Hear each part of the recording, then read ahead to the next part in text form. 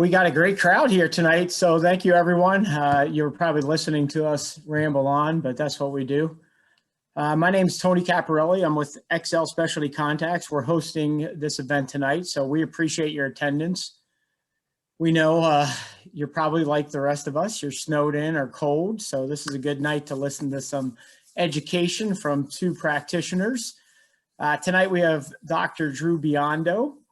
Drew is in private practice in outside of St. Louis, Missouri at Kirkwood Eye. He's the owner of Kirkwood Eye.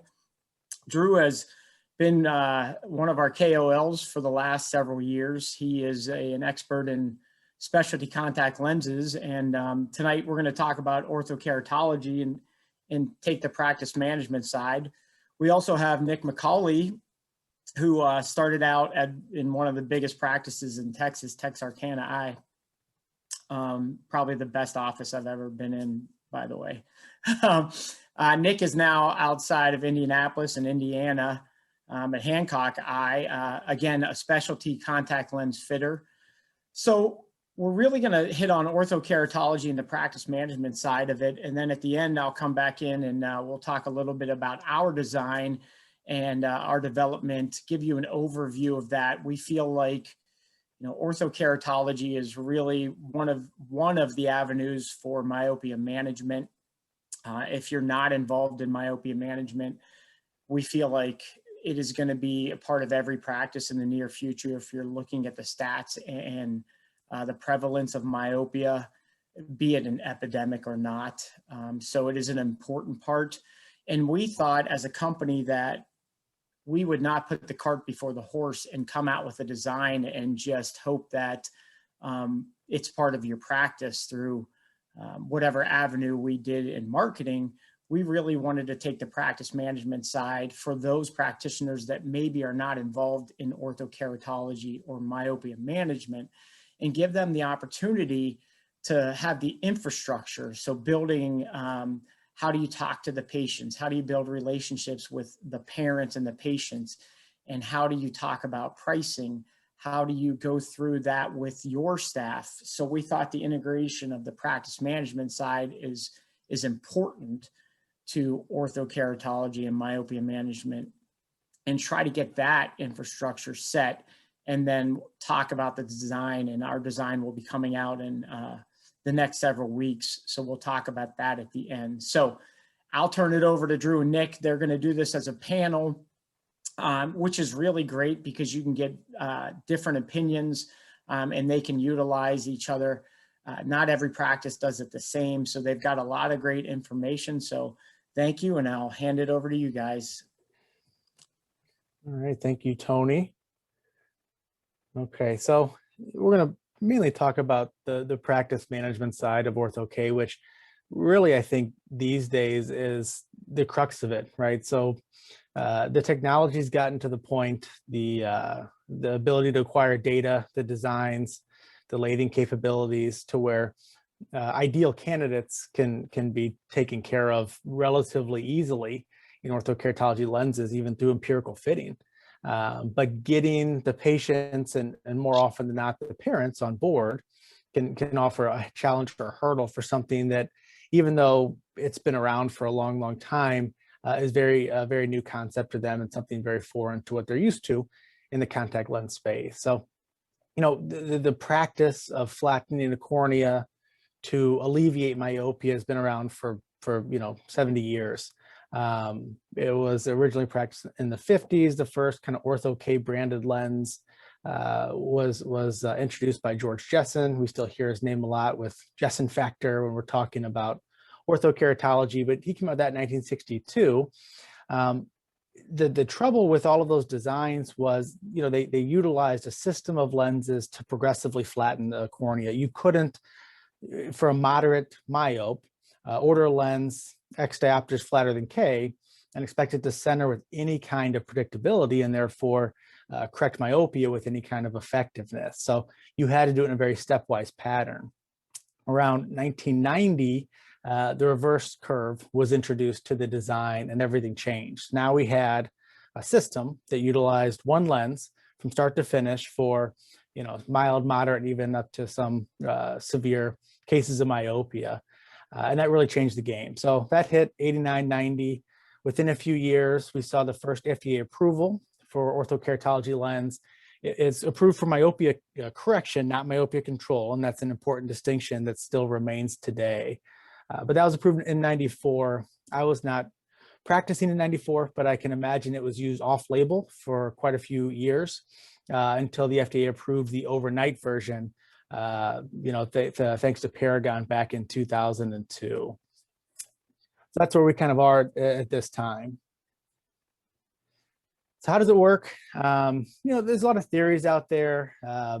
It's not completely understood. And the reason is we have a lot of new technology now, OCTs and shine fluid imaging and these different types of things where we can look at the corneal layers and the way that they move underneath an orthokeratology design. But really it's more down to the cellular structure and the cellular morphology that tells the story. And doing histologic studies on in vivo patients just isn't really tangible or realistic. So at least not humanely. So that's a little bit more difficult. There's been some talk of the redistribution of epithelial cells. I think actual migration of epithelial cells can happen, but we know about how epithelial cells have junctions, gap junctions, tight junctions. The idea they're moving freely underneath an orthokeratology lens at night seems less likely, although it could be just part of the picture.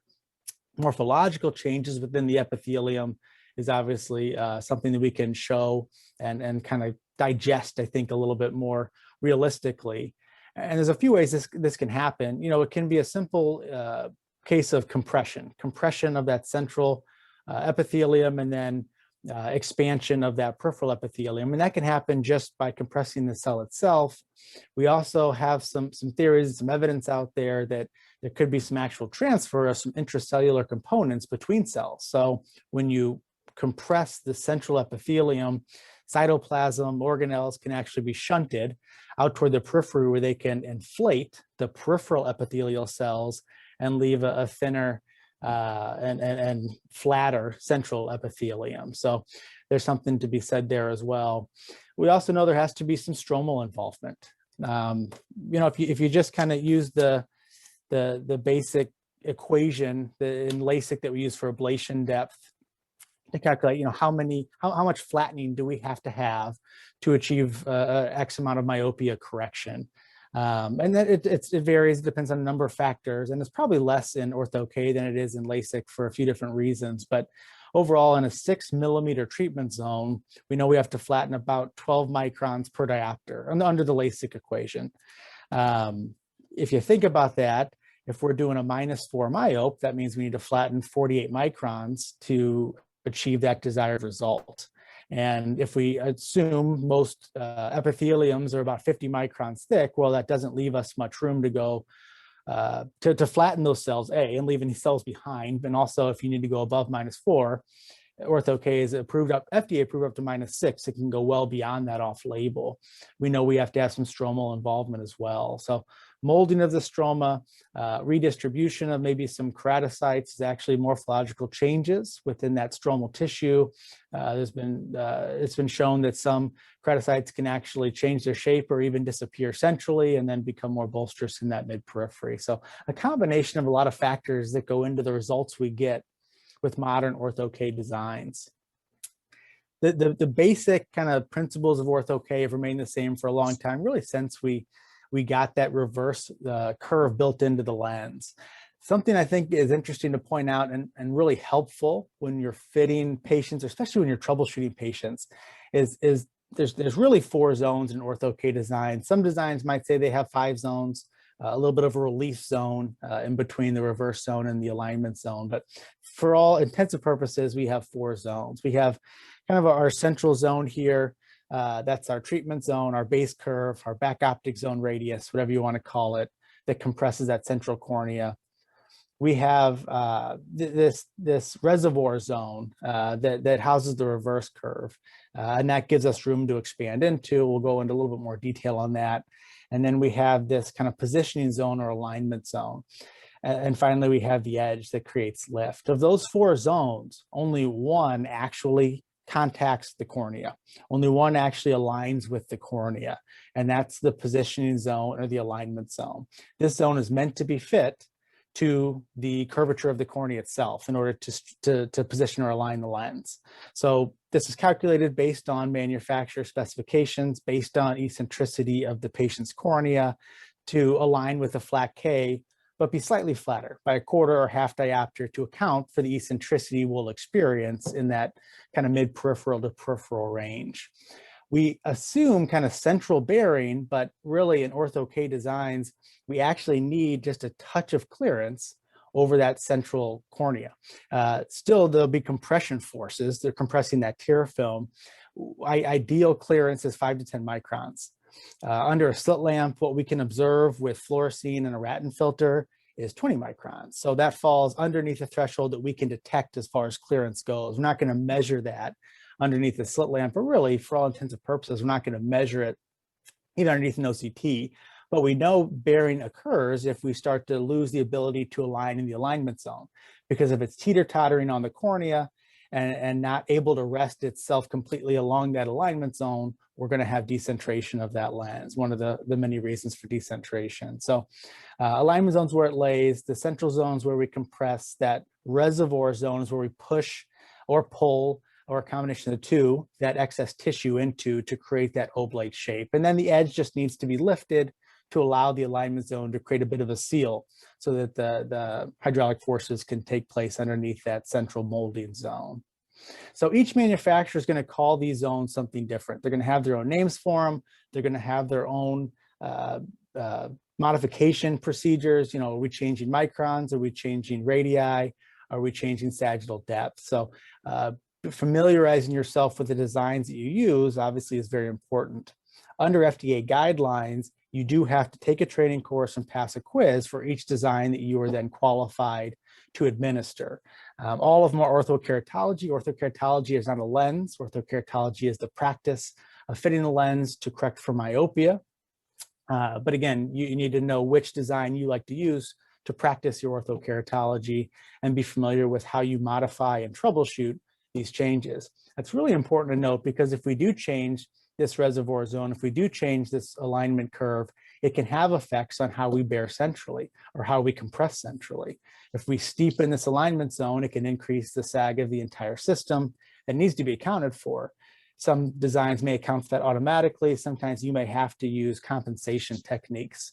And again, the lab you use will help kind of guide you through that process.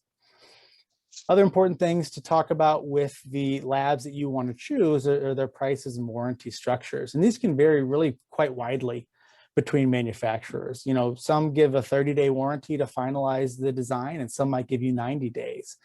Some charge you for replacement lenses if you have to make modifications to the lens, and some might include those lenses in the initial cost. And that's important to know, because those costs, as they add up, will translate to you and affect the bottom line, and ultimately will be passed on to the patient. So it's in everyone's best interest to know which designs are best for your patients, and then also which designs are best for your practice as well. And then, you know, obviously you need a lab that you can align with.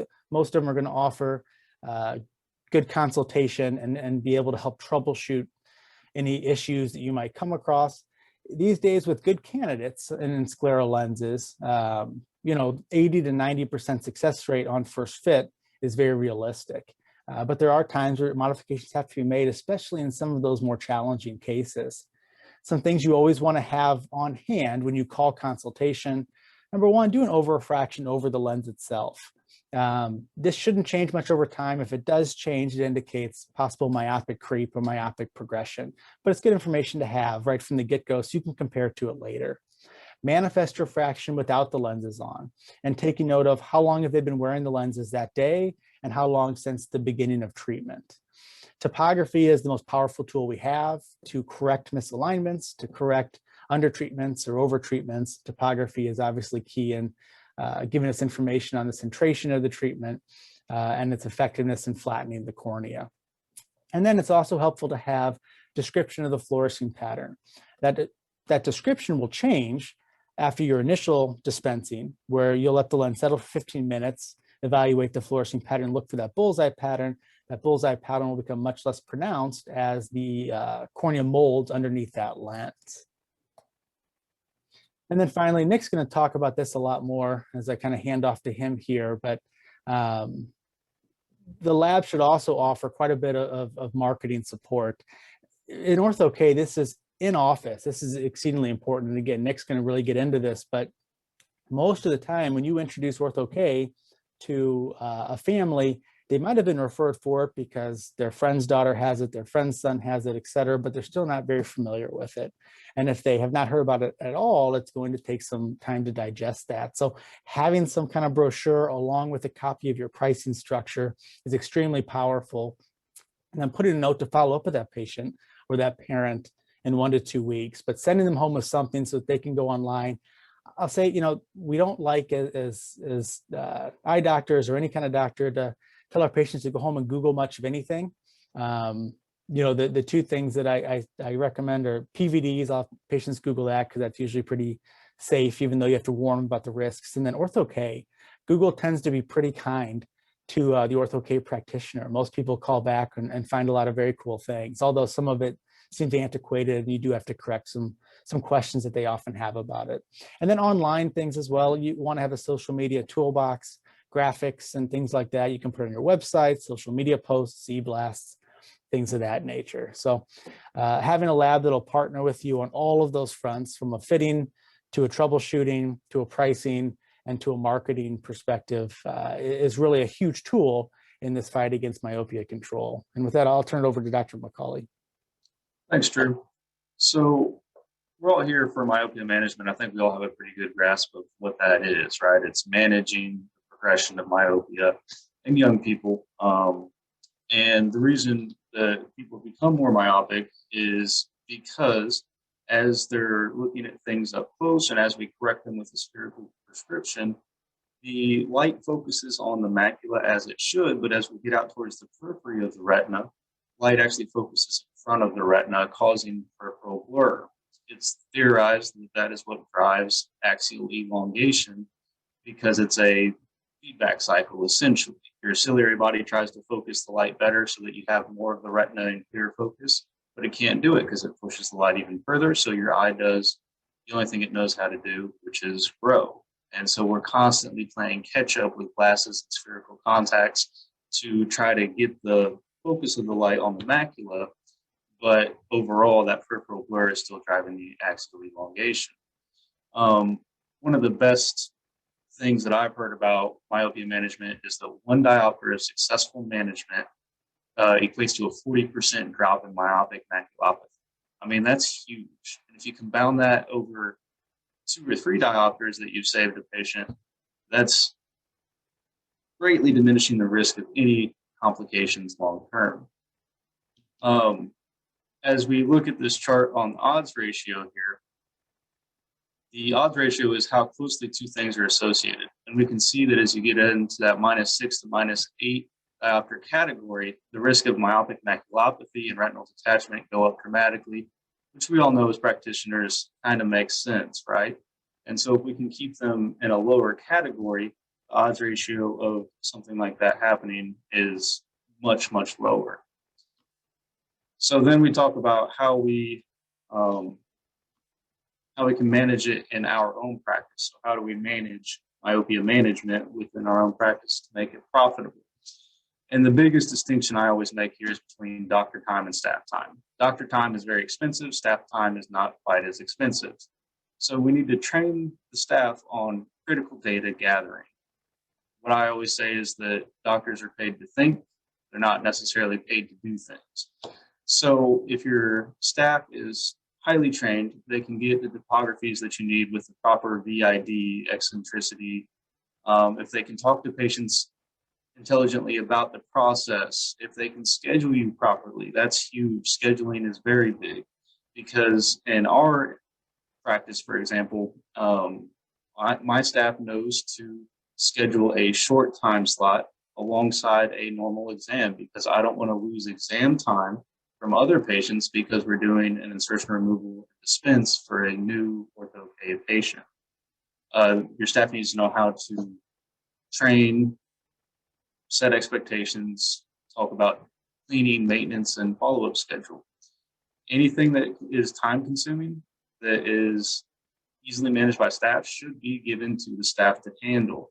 If you invest sufficient time in these tasks and in teaching the staff how to do these things without your help, long term, that's going to save you a lot of money. Initially, you might have to take an hour out of your time or a couple hours or do it over a couple weeks to get them on board and to get them trained properly. But once you do, it can be hugely beneficial and save you tons of time moving forward. I'm going to kick it back to Drew here for this slide.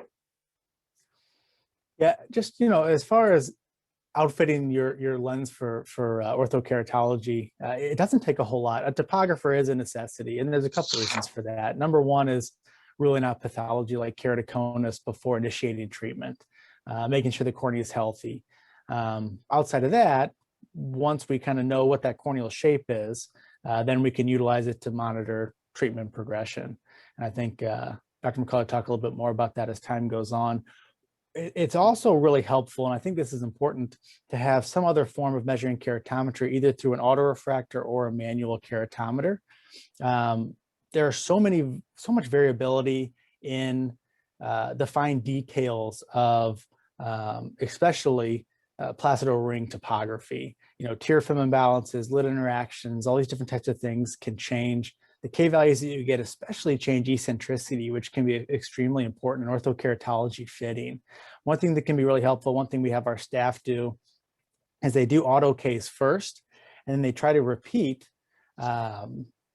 topography until they can get topographical outputs with the same SIM-Ks as we had on our OrthoK.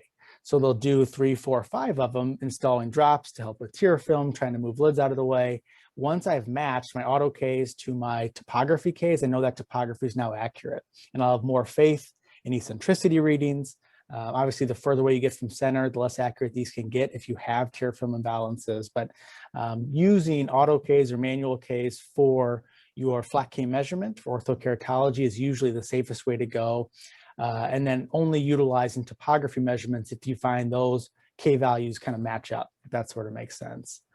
You need fluorescein, obviously. You have to have Ratten filters. A lot of lamps have a Ratten filter built in. If not, you can find those very affordably. We do always recommend DMB removal plungers. I have a few OrthoK patients who pop their lenses out, old school GP style, but that's going to be really, really stressful and difficult for a child, a 6, 7-year-old child to do. And removal plungers make it much easier, especially because these closed systems tend to offer a decent amount of suction in some patients in the morning. And then obviously GP care samples. We use ClearCare for the majority of our OrthoK patients, but some are in Boston Simplus and other QP type, unique pH, just kind of whatever the patient's comfortable with. Dispensing sets definitely have an advantage. They can offer time savings. Sometimes they can be a time hindrance. So doing in-office fits when empirical fittings are so easy these days, sometimes it doesn't make sense. And then having this idea that you're taking all of this data from topography and keratometry and all these different things, compiling it and designing a lens that will be ordered custom for that patient has a certain marketability to it. That being said, if I have a patient that has a shallow cornea, small hvid, very flat, I'm not comfortable with the idea that I'm going to fit them very effectively, putting a lens on in the office can answer a lot of questions. If a patient's really apprehensive, having just like a sclera lens, so let's put a lens on and see how it feels. Wear it for 20 minutes around the office, take it off, and a lot of times you'll get, an effective myopia flattening effect where they can see some improvement in that short amount of time. So dispensing sets have their place, and there is no right or wrong as far as that's concerned.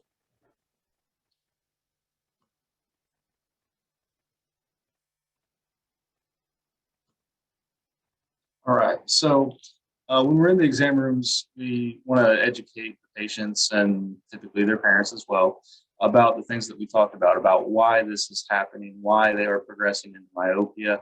A lot of times it's fairly easy because it has a genetic component, and so a lot of times parents are high myopes as well.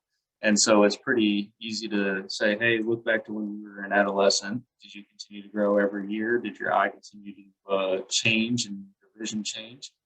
And how was that handled back then? Well, now it can be done differently, and we can actually stop it from progressing. It does worsen in school age because of the near demand that kids have, looking at computers, tablets, reading materials, especially now with the COVID pandemic. Everybody's on things in front of their face rather than even looking at a board at school. And you combine that with a growing eye, and obviously we're going to get more myopia and axial elongation. So after you first explain that to the patients and their parents, then you have to talk about how it's specifically affecting their child.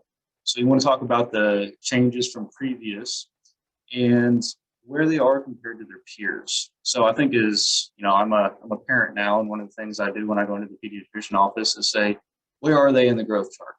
Is Sutton in 95th percentile of height and weight? What does that mean? Is that a good thing? Is that a bad thing? I think parents intuitively understand that growth chart type of analogy. Well, we don't quite have that in terms of myopia, but we do have myopia calculators that can say, this is where they are, and this is where they could end up without treatment and with treatment. And so those are tools that I have saved on my browser that I just click in, put in a little bit of information, and bam, there it is. And it can show the difference and the effect that these things can have based on peer-reviewed articles. Obviously, you then talk to them about long-term vision effects, so glasses and contacts, which they're kind of used to.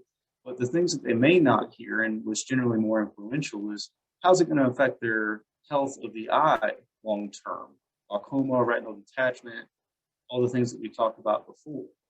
And for me, I like to throw in personal stories as much as I can. And there's a few different ways to do it. But in this case, I say, Johnny is a 10-year-old -2. I don't want him to end up like my dad, who's a -12 and had a retinal detachment. Thankfully, everything with my dad is fine, but the risk of that retinal detachment goes up if we don't do something to try to slow it down. And then also, I live in a community where there's a lot of scientists, a lot of Lilly scientists, and so they want the studies. And so I've just made it a habit to give the studies as I'm talking about it, because they really dive into them. And even parents that aren't scientists look at the abstract and can say, oh, this is something that makes sense and has proven effects. So a lot of my parents like that, and I just tend to have those on hand. Obviously, there are other options to OrthoK. There's low-dose atropine. I don't know if any of you guys have tried to get low-dose atropine. It is incredibly expensive because it has to be compounded, and the shelf life is not very long. It has great results, but it's just not effective and not pragmatic in practice. The other options are soft lenses, which I think a lot of us have been doing probably off-label until this new one got FDA approved.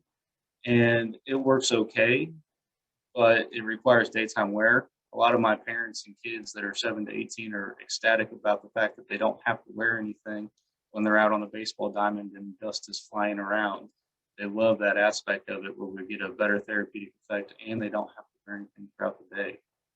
And then obviously the last lowest on the totem pole option is a progressive. And that's for my last ditch effort for my patients to say, nope, not doing contacts at all, not even going to try it. But I try to stay away from that one, obviously, because we have better means to do it. During this process, what I like to do is have an initial conversation with them at the time of the comprehensive exam and kind of tease the idea, tell them about the idea, everything that we just talked about. If I feel like they are on board, I'll have a more in-depth conversation if I have time. But if not, I'll bring them back for a consultation where we'll do all the extra talking and testing and follow-up to see if we want to move forward. And obviously, after I have the first conversation, that's one that I try to kick to the staff members because they're able to handle that very well for those consultation slots. And again, it saves my time. But what you want to really emphasize with them is that it's a team effort. So it's patient, parents, and doctor. And if all three of those aren't working together, it's not going to work. Everybody has to be motivated. And a lot of times the roadblock is either the parents, or if worst parents, one of the parents, and the kid, because they're 9 years old, they don't want a lens in their eye when they're sleeping. But if you can get over that and everybody's motivated to move forward, you can really change their lives. And so what I tell every patient is that it is a custom lens that's tailored to the patient's eye and with several things moving at once. There's a lot of different variables in these lenses we have to get right in order for it to work. What that means is that we might go through several lenses, but it's all covered under one global fee.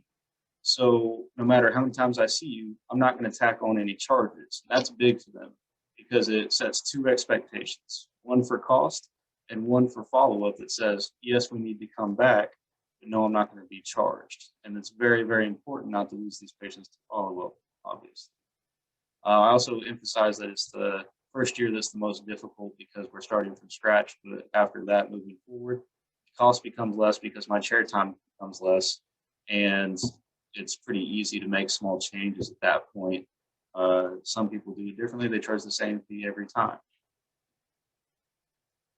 We also talk about the schedule. So at the dispense of the first lens, I have my staff sit down and do an insertion or removal training with them. Let them sit for 15 minutes in the contacts. And then we do some, while we're doing that, we do education on cleaning, on wear, on the new schedule that they're going to have. I have them do an auto refraction over the contact lenses, and then I come in and do over refraction and fit and make sure that everything's pretty good. So again, that's just a few minutes of my time, more of the staff time than mine. So I can fit that in anywhere. I usually don't even have that on my schedule. I have it on my staff schedule. Follow them back a day or two later after they've been sleeping in it, and have them preferably come in with the contacts on, where you can do another over refraction, assess the fit, take out the contacts, and then do a refraction without the contacts to see about where you're at. If everything's looking great, you see them back in a week. If everything looks great at that week, I see them in a month. Some people like to do a 2 week follow-up. That's fine too. The other times that you want to see this patient at about 3 months, because that's, well, with a great lab, that's what your warranty is. And so you can see them back at 3 months to make sure that even if the vision, the comfort is good, that the fit is still a healthy fit and that patient's taken care of before the warranty runs out, and then follow them back 6 months to a year. One of the most common questions that I get is, how long will my child need treatment?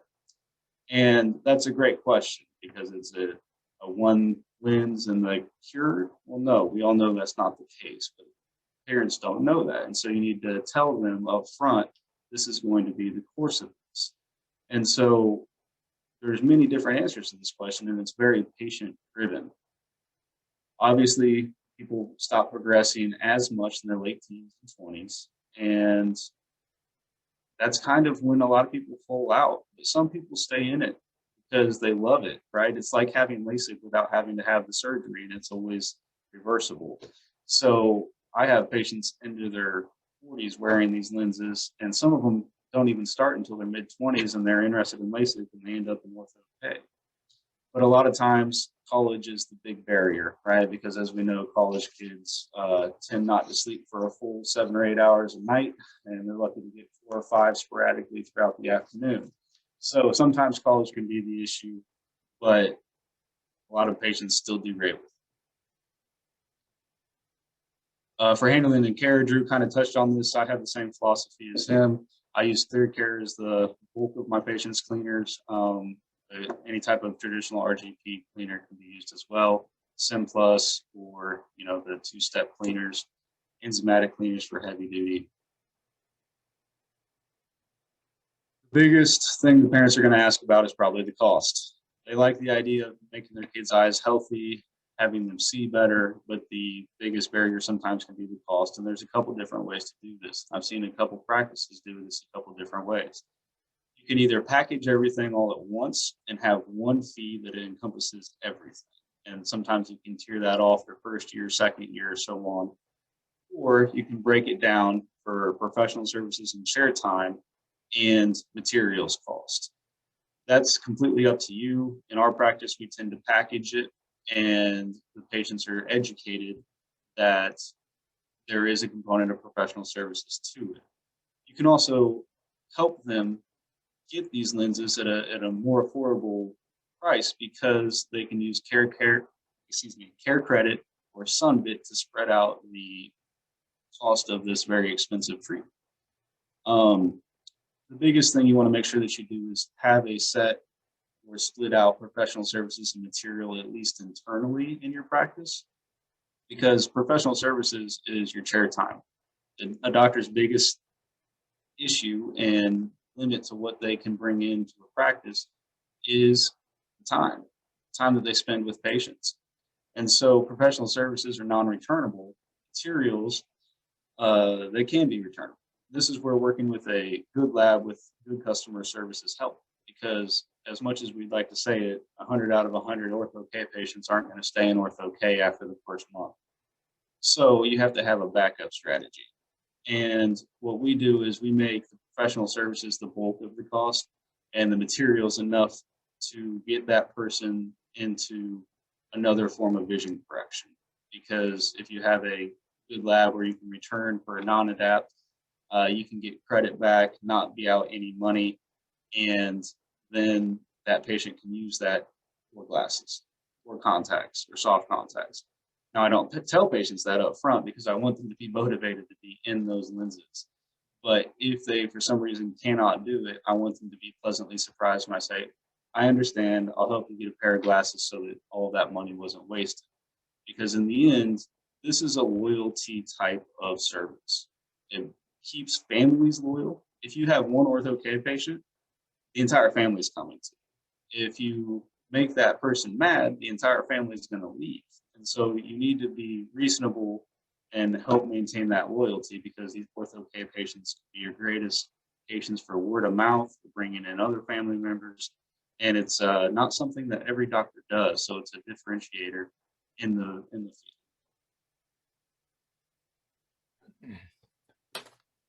Yeah, I think that's 100% right. I think, you know, there's, as OrthoK evolves, we're seeing more and more kind of creative ways too to split up those costs over time and make it more palatable for more people. And I think, you know, like Nick said, having kind of global fees that cover everything can be very advantageous. Recently, in our practice, we've adopted more of sort of a orthodontic model where we're going to be doing a treatment for a number of years, and there'll just be a recurring monthly cost. And that monthly cost has certain things that it covers within it. So where we used to say, okay, it's this much at the beginning of every year, first year was a little bit more, and then each year after that at a slightly lesser rate, and they could either pay it up front or care credit, like Nick mentioned. We've gone to where they pay very little in the beginning, but we just bill them once a month through our credit card services. They have something we can set up, we can put in recurring payments. And patients tend to find that palatable. Every now and then you'll get somebody who doesn't like the idea of you having their credit card information built into your system, even though that's encrypted. And so they can pay the full amount up front. But what we've been doing is basically you make your first month payment and a small amount that we charge for insertion removal training, just like we would charge a soft lens patient, and then start them on a recurring cycle. First year, it's a little bit more every month. After that, it's a little bit less. But what that gives them is unlimited visits throughout the year. Any changes they have in myopia will cover the lens cost. It almost never happens, but it's there. They get a new pair of lenses every year, and it significantly discounts any broken or lost lenses that they come across throughout that entire year as well. And they're in that for, this is a myopia control plan, not an orthokeratology plan. So we have different price structures for soft lenses, OrthoK, atropine therapy, things like that. Most of the time we do OrthoK, and they're in this structure as long as they're at risk of progressing from a myopic standpoint. So when they get 22, 23, 24, if we say, okay, we think you're pretty stable, we'll switch them back to an a la carte system where they'll pay professional fees and lens costs as needed. It can come in for yearly exam and buy a pair of lenses whenever they kind of feel like it. But under the OrthoK, under the myopia control umbrella, throughout their adolescence, we're going to watch them as much as we need to.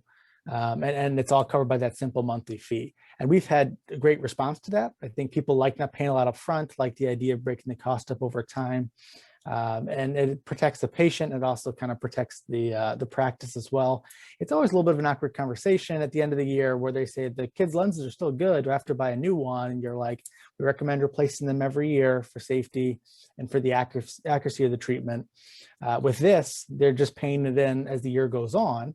And you just give them a new set of lenses every year. That conversation doesn't have to be broached anymore. So another really important thing with this kind of treatment is you're performing a service on them, myopia control, you're performing orthokeratology on these patients, and with anything we need an informed consent form for these patients to sign. This should go over a number of things. It should just review what orthokeratology is and the alternatives. Dr. McColley covered those earlier, including atropine therapy, soft multifocals, progressive lenses, or standard distance-only correction. Obviously, contraindications, keratoconus, history of any kind of herpetic condition with the cornea needs to be addressed, and usually we'll make them not indicated for orthokeratology. This is where it gets important. Limitations, talking to the patients about this, but also putting this in the informed consent so they can sign it and you can refer back to it. The fact that you're not always guaranteed 20/20 vision, it's not always a bad thing. If you have, as we know, really orthokeratology, if you have to flatten somebody flatter than 34 diopters, it's probably not going to be very viable. So if they're a 39 to start with and they're a -6, and plus you got to put in a adjustment factor on top of that, you're probably not going to get 20/20 vision all day. But what you are going to get is very effective myopia control. You can still get that positive spherical aberration, that peripheral defocus that keeps a patient from developing from an axial length standpoint, right? So doing that and saying your kid's a -6, he's 8 years old, he's on this path, like Nick talked about earlier, let's put him in OrthoK. We'll make him a -1 probably. We don't really know until it ends up, maybe a -150, much less dependent on glasses, still needs them for school, but you still have that oblate cornea. You still have that peripheral defocus ring built into it. So just because they're not going to be 20/20 does not make them not a candidate. You still need to kind of reiterate the myopia control effect.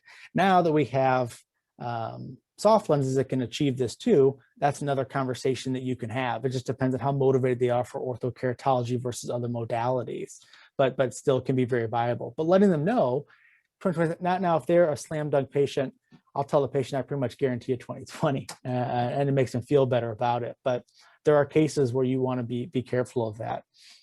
You also obviously want to list risks with any contact lens, especially one that you sleep in. Microbial keratitis is a risk. It's rare, it's not common, especially in OrthoK, but there are documented cases of acanthamoeba, different kinds of microbial keratitis that come about, much less common than in soft lenses. What you find is the younger you start the kid, the better they do. Young kids are just so adaptable. If you teach them a cleaning regimen and routine, they'll take that and they'll kind of keep it for life. If they're 16 and they're a boy, they may not be that great about it if the parents kind of watch them. But young kids are just so darn adaptable. They tend to do well with keeping their lenses sanitary. Under that risk section, it's important to mention to the patient, also include in the fine print, or not the fine print, but in the document, that there is still a risk of progression. You cannot guarantee there will not be any progression in axial length or in the myopia itself. I tell patients, the clinical data will tell you a 50% reduction in myopia from where they are right now. So if they are a -1 and they would have been a -7, we can keep them at a -450, whatever the case might be. I tell them though, anecdotally, this is what the data says, anecdotally, we see a lot of patients in OrthoK who never budge, right? They stay where they are, or they move a click or two, a quarter to a half a diopter over time. Because starting at 6 or 7, who 5 years in have not changed at all. That's very realistic if the treatment's followed. But again, they have to know that you can change. We're not guaranteeing you 100% myopia control. And I think that's very important. And then finally, at the end, all the fees, just like Nick talked about, what happens if you're non-adapt, what's refundable, what's not. As far as I'm rather conservative. I don't do anything too crazy in myopia control. We try to find kids who are good candidates, catch them early, and they're usually pretty slam dunks. But it does get a little dicey when you do that monthly installment. But basically the way it's worded in ours is if you discontinue, you do owe the sum of your fitting fee, which is broken out separate from the device fee under contract. We haven't had that issue yet, but that's something to kind of keep in mind for sure. And then Nick, you want to go to the next slide? Go. As far as candidates go, I think, like Tony and Nick both alluded to, they're growing by the day. We're seeing so many kids now who are myopic. It's constant one or two a week fail to school screening, and they come in. It's nice when their parents are more highly myopic because they've been through it and you can kind of tell them that story through their own eyes. But kids are not the only, obviously, candidates for this therapy. I just today saw a follow-up on a 31-year-old who wanted to do it. There can be a little bit of advantage in early presbyopes who are myopic. That peripheral defocus ring can act sort of like a center distance multifocal and buy them a little ad. Those patients tend to do a little better with larger treatment zones for a couple reasons. Larger treatment zones give them some more negative sphere of collaboration, which can help them read a little bit. But you know, a 6'3", 6'0" treatment zone is what you kind of want to shoot for those pre-presbyopic patients or early presbyopic patients who want a little bit of reading, also want some glasses independence. And then if they're myopic, you can start to tweak them into a monovision type format as time goes on. And Nick, I'll let you comment on candidates as well here. Yeah, I agree completely. You know, I have a 44-year-old that's doing fine, 20 or J1 reading, and then I say what I would encourage all of you to do is get onto a myopia calculator and see, just plug in some numbers and some people and see where people can end up. I mean, if you have a 6-year-old that's plano, well, you know, that's probably not going to end well. And so kind of keeping an eye on those patients as they come through your practice and starting that conversation early can really help, and understanding what it is that may happen to your patients. In terms of in-office marketing tools, one of the best things that we have is in my exam room. You walk in, there's a table right by the chair where the parent sits in that says, "Would you like to be able to see without glasses, contacts, or surgery?" And of course, everybody says, "Yeah." Now, most of the time, it's a 55-year-old plus 2 patients, so obviously that's not going to work. And say, "Oh, I'm sorry, that's not for you," but it can plant the seed. The best thing that I know of personally is when your staff talks about it early. When I do a lot of consulting for specialty contact lens practices and we'll go in and see the flow, one of the things I've noticed is that staff that knows the product the best will make that sell for the doctor extremely easy. So one of my practices previously, I put a 50-year-old dry eye staff member, she was a tech, that couldn't wear contacts, in scleral multifocal contacts, blew her mind, and she loved them. And so every patient that was a 50-year-old woman with dryness that needed a multifocal would ask me about the scleral contact lenses. That gave me so many cash pay patients for sclerals. So it's not really feasible to have somebody in your office necessarily to do OrthoK unless you have a young myo working for you. But if they have a story about a patient that they saw that is encouraging and positive, and they can start talking about that earlier in the process, that's fantastic. That'll really make that sell for the doctor extremely easy. In today's world, we can't just focus on what we're doing inside of the practice. We have to focus on outside of the practice as well. What I recommend is working with, if you don't work with a marketing agency, at least having minimum here on your website, which is ensuring that you have keywords for the search algorithms. So there's a lot of different terms for orthokeratology, right? There's corneal reshaping, gentle vision shaping systems, different things. Also LASIK and PRK, because people that are looking for LASIK and PRK may also be candidates. And you need to have those buzzwords or those keywords in your page a few times, ideally, in order to really hit higher on that algorithm so it comes up in a search. On social media, you want to do Facebook posts, Twitter, Google reviews. You know, you want to ask your patients that had a positive experience with OrthoK to write a review and encourage them to include the term orthokeratology or something along those lines to help out and the doctor that helped. In terms of Facebook posts, they do a great job if you do ads with them and hitting certain markets. You don't just want to blast all of Facebook saying, try OrthoK, because it's not for everybody. But if you can hit a demographic of, 10 to 40-year-olds, and especially those with kids, that's the best way to get through to those patients. And Facebook does a nice job of helping you get to the demographics that you need. Other avenues, if you have time, which is an issue with a lot of us, But if you can talk to school nurses and pediatrician offices, that's great. One that a lot of people don't really think about is retinal specialists, because they see all the train wrecks. And a lot of those train wrecks have kids. And they can encourage those patients to get their kids to come see you. If the retinal specialist is open to hearing about how this can slow it down and protect people, a lot of times they'll be on board if you have a good relationship.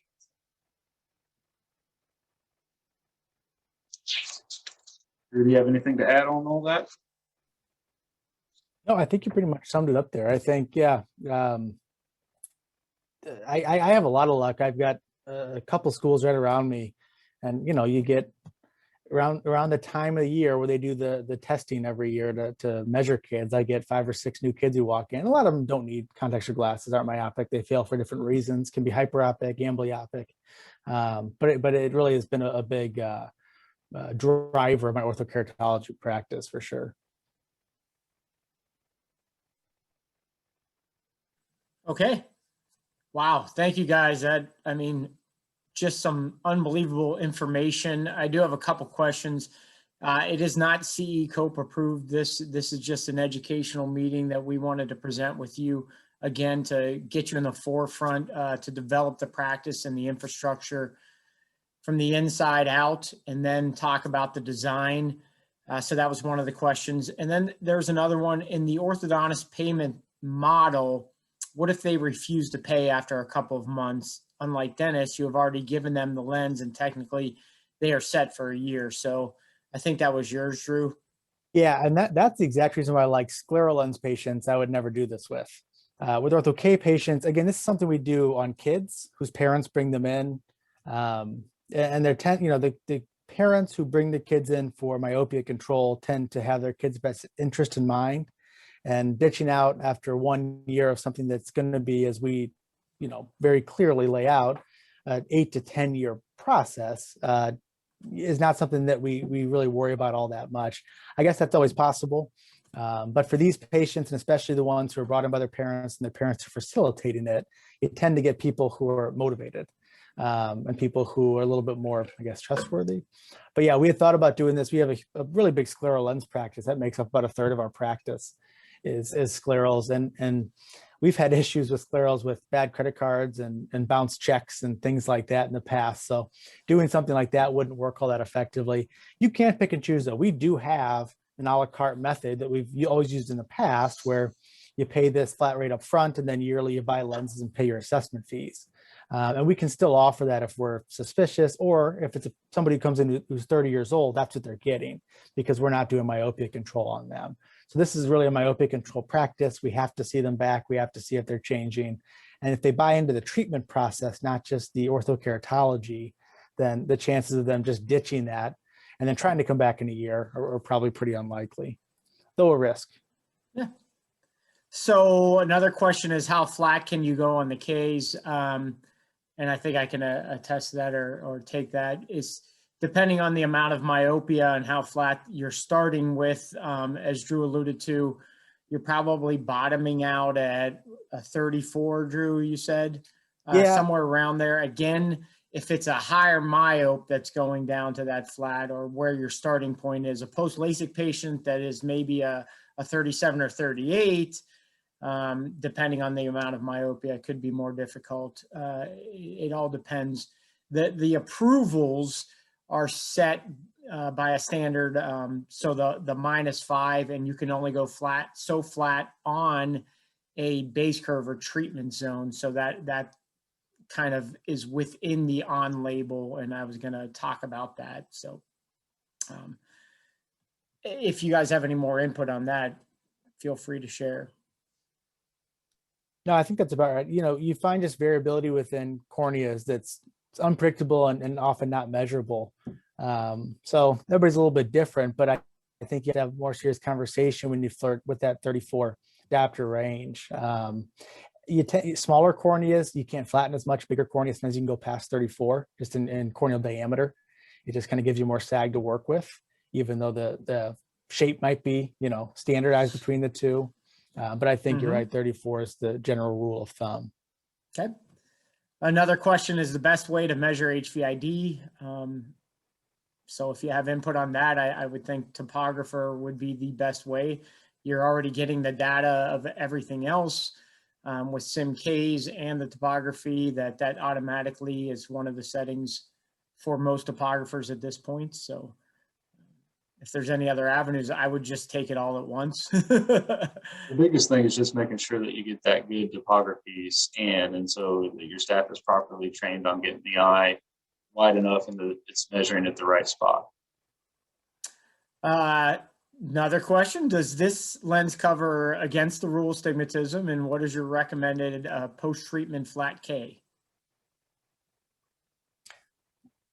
Against rule astigmatism is always difficult. Lateral decentrations is tough. If you, especially if limbus to limbus, against rule astigmatism, over, even 3/4 of a diopter usually is a contraindication, or at least a limitation in OrthoK lenses. And as far as flat K goes, that's always just a function of their original flat K minus how much myopia they have, minus another 1/2 to 3/4 of a diopter. That would get you your ideal post-treatment flat K on any orthokeratology patient. Yep.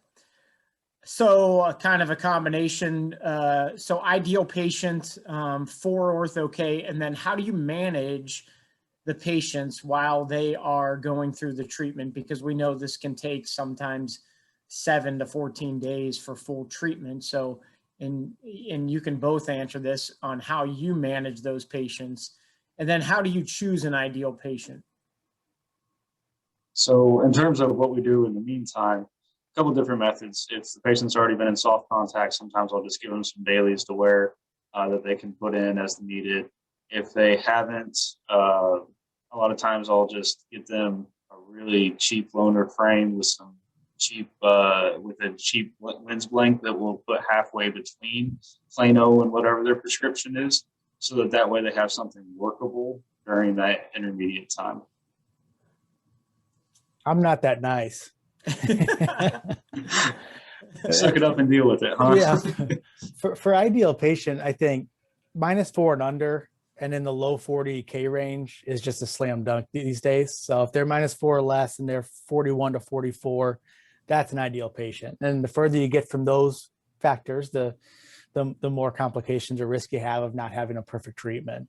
And really a lot of that -4 goes into how thick the epithelium is and how much you have to start manipulating stroma, which always has to be manipulated with some, but the more you have to do, the more difficult it is. I also find in that ideal range, adaptation happens pretty darn quick in most patients. I had that 31-year-old who came in today, she was a -225. The first day of treatment, she had 6 hours of clear vision.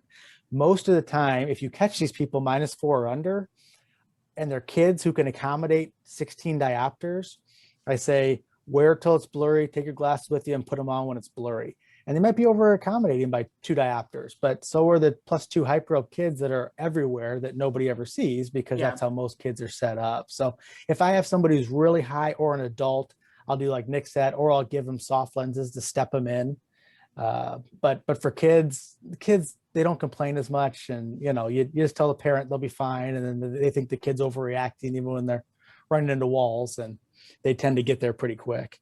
Yeah, and I think another huge factor is just motivation. Is it the parent's motivation, knowing the follow-up schedule and the cost up front, and kind of gauging that? What type of motivation do they have? Is it really a myopia management situation? Or if they're an older patient, again, what is their motivation, and how willingly are they to proceed with this procedure? Great. Go ahead. I'll add one more thing too. With all kids, the parents get nervous the first week to 2 weeks, and Nick, you can probably test this too, when the kid's struggling a little bit to get it in and out, and it's not ever about vision, but it's about the kid feels like it's uncomfortable and they can't get it in, they can't get it out. And I always tell them 4 or 5 times at the dispensing visit, the first week sucks. And it sucks for you, and it sucks for the kid, and everybody's going to be yelling at each other, and you got to get through the first week and it'll be better. And almost without fail, the kids adapt to it after about a week, and things just start to improve very, very quickly. Now, was that taught through optometry school, or is that just freelance? I think that wasn't, that was freelance. That was first year. Yeah, first year. Yeah. One other question that I had was, do you choose a point person in the office as maybe a specialist, or is everybody well versed on the situation? And how far do you go with that person or the staff as far as getting them integrated to talking to the patient or the parents, and either promoting it if it is the right situation, or knowing that, if it is the right situation, I want you to be able to communicate certain things to that patient. Right. We for sure have a point person. Our office, basically everybody is cross-trained and they can do any job. But for this type of thing, I have one specific person that I go to, and she's been doing this for years and she knows about it. She's a very blunt person, which I think is important here too. So she can say, hey, suck it up, we'll be fine in a week as well. But she does a great job educating the kids and the parents. And, she can even troubleshoot a little bit. So if we throw lenses on, really any type of specialty lens or soft lens, we can throw it on. She can take a quick peek before I even go in there and brief me before I go in. And that's hugely beneficial because I know what I'm walking into. And it's been a real success, but it took a long time to get her trained that well. Okay. And that's what I found, that there's usually a specialist in an office. If they're really going to develop the practice into a myopia management orthokeratology practice, that there is a specialist there. And then some practices that I've been involved with actually have a day where they set aside, because we know the initial fits can be a little extended with the conversations that you're having in the process. So they set a day aside that is an orthokeratology or myopia management day, and working with a specialist technician. So great. A lot of great information. Thank you for the questions. I'll briefly go through. So again, we are going to be launching our product. We've been developing our product for the last few years. I will say that we've really looked into the designs that are out there and how we could help practitioners with our design development, and kind of look at what works, what doesn't work, how we can better manage not only the orthokeratology process, but the practice management side and myopia management. So for our design, the REMLens, it is under the VST approval, the vision shaping approval through Bausch & Lomb. So the approval is up to -5 sphere, up to a -150 cylinder. We have a range of radiuses and curves that we have to fall under. As Drew alluded to, that is on label. We also have the ability to go off label. So if you do have a -7 or a -8 myope that really isn't looking to get down to a plano, but wants to get into the type of myopia that they have to pass a test for, if it's a flight test, an unaided test, where we can pull them from a -7 or -8 to a -2 or -3. Those are still patients that we look at, but it would be in an off-label sense. And with the materials, there's a lot of confusion in the industry about what materials are approved for orthokeratology or overnight wear. So under the VST approval from Bausch & Lomb, the EquiLens 2 is the only material approved for overnight wear. So on label, it is the EquiLens 2. Now you can use other OrthoK materials, such as the Boston XO or the Boston XO2, but they're only approved for daily wear and not overnight wear. So I wanted to clear up if there's any confusion there. Sometimes we get that question. So we fall under the VST, vision shaping treatment approval, just like any other OrthoK, if you're familiar with them. And if you're not, the initial patient evaluation is important.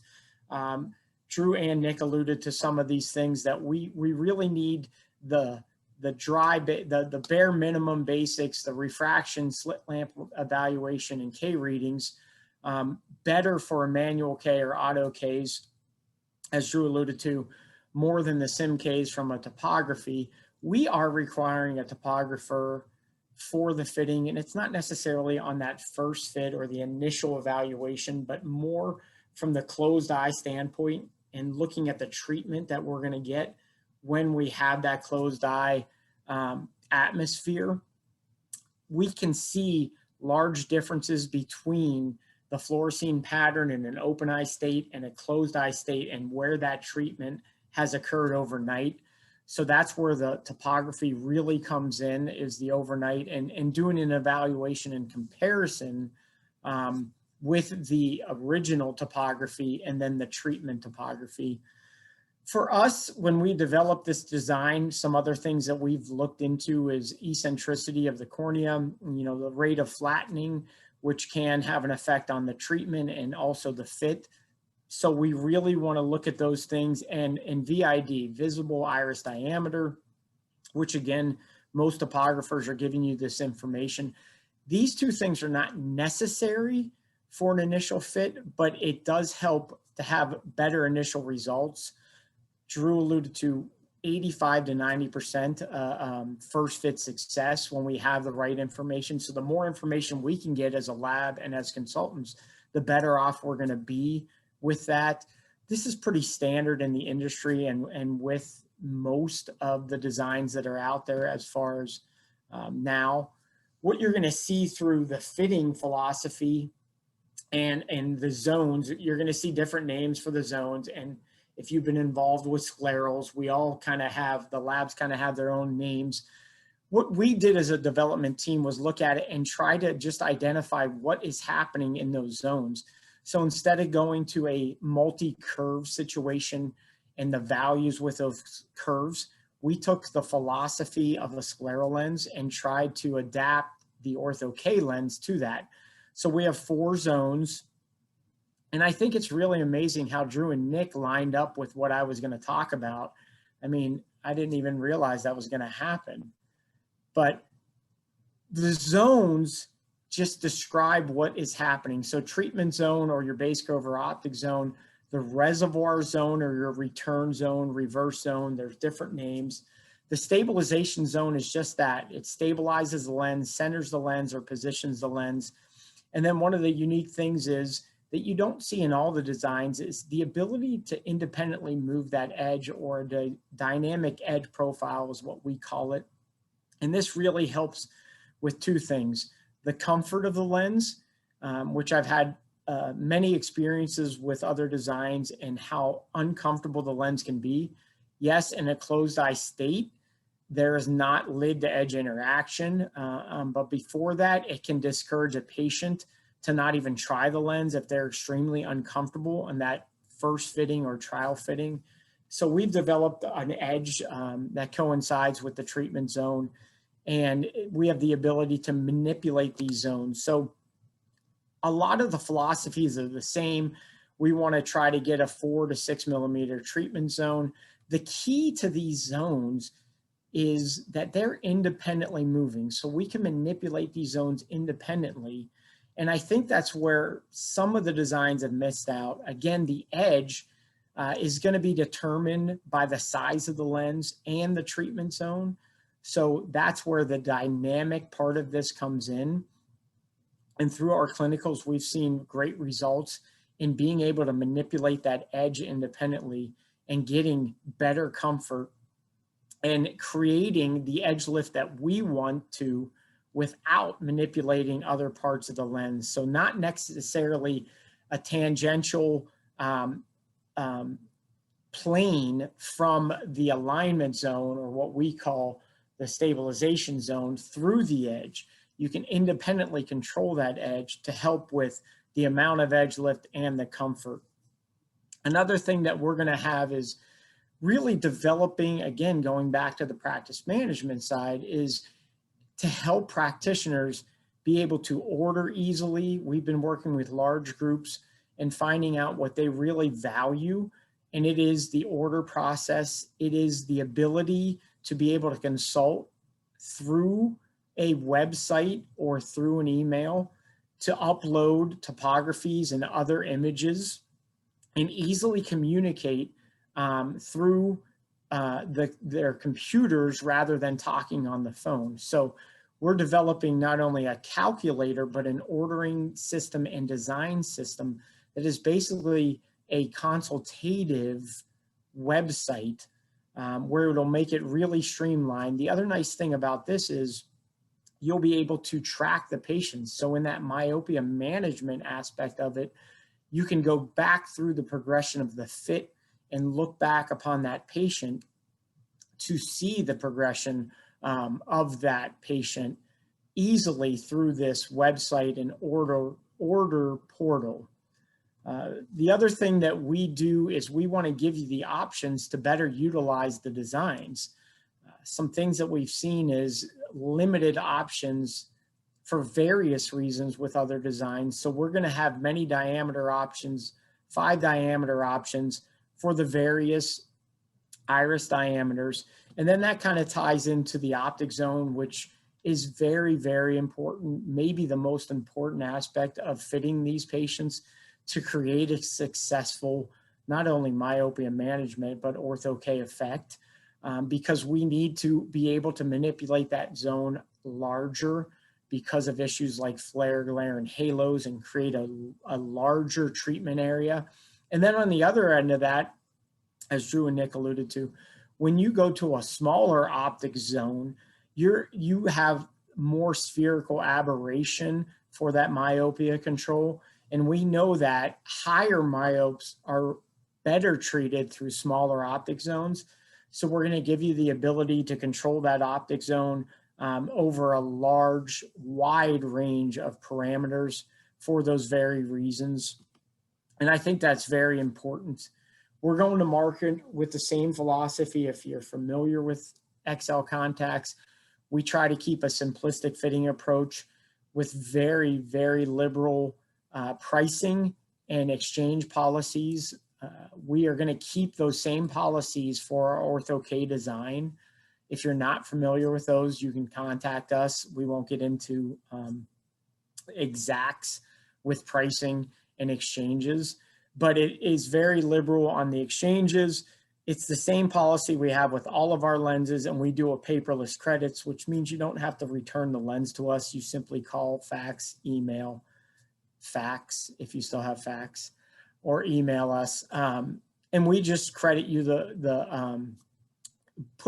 apply the credit without any questions asked. You bought the lens warranted, so we don't need that lens back. It makes it very easy. We have extended warranties, which we do on all of our products, and on unlimited exchanges on that. And again, we want to help you with the practice management side. So we have a marketing team that can develop various things, including in-office POPs and items for display, posters, banners, things like that, that really encompass it. Instead of just handing you a design or talking to you about a design, we really want you to build that from the inside. So education is going to be another important factor. If you've dealt with us in the past, you know that we really key on that with not only webinars like this and podium time at various shows, but we do live in-office trainings, which have gone away in the last year, but we feel like that's going to be a part of the second half of the year. If you've dealt with our customer service team, we really, really try to emphasize that with our phone system and being able to talk to customer service and consultation at any point with extended hours. And then turnaround time, again, when these patients, a lot of these patients don't have backup, and once they do not have a lens or they stop treatment, we know that they're going to regress. So they really need a lens ASAP if they don't have a backup. And then again, as I alluded to, the new online ordering portal will be very important. So we're going to start out with REMLens as an empirical fitting lens. We will have fitting sets on demand as we move forward. And then we will have, for the higher traffic or more dedicated practices with myopia management and orthokeratology, we'll have dispensing sets. And again, think of it just like a scleral lens. In the manipulation of a scleral lens, we're going to key on changing the sag in steps and not trying to inundate you with various curvature numbers and how to change those in various ways. It's just easy step dynamics and integrating that into the fit. So if I don't have any more questions, I know we've run over a little bit, but I think it was a great session. I don't have any more questions. Drew, Nick, any other input? Otherwise, we'll let you go for the evening. Yeah, thank you very much. Glad to be here. Thank you guys Thank you. so much. Thank you for attending. Take care.